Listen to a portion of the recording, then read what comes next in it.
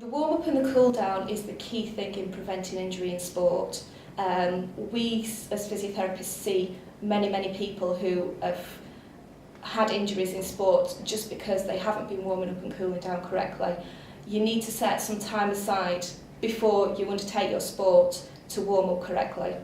And you need to make it sport specific. It's no good just running up and down the pitch.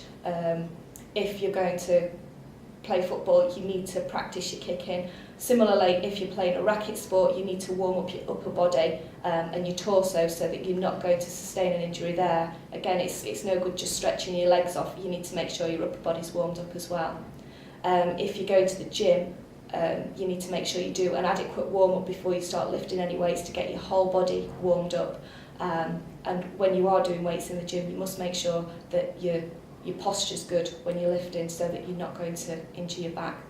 For the cool down, again, leave time after training or after your sport so that you can perform an adequate cool down and stretch your muscles off at the end so that you don't sustain any injuries from tight muscles.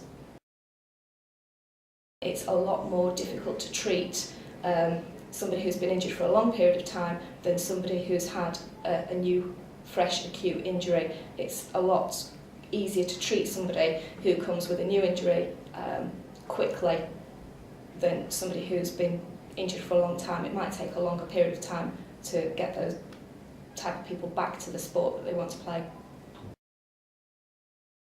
Equipment and footwear is very important in sports. If you have the wrong equipment or the wrong footwear, then you are more likely to get injured. So if you're a runner, you must make sure that you have appropriate footwear. You don't just go out and buy the first pair of trainers that you see. You need a pair of trainers that fit you well and that support your foot well so that you don't get injuries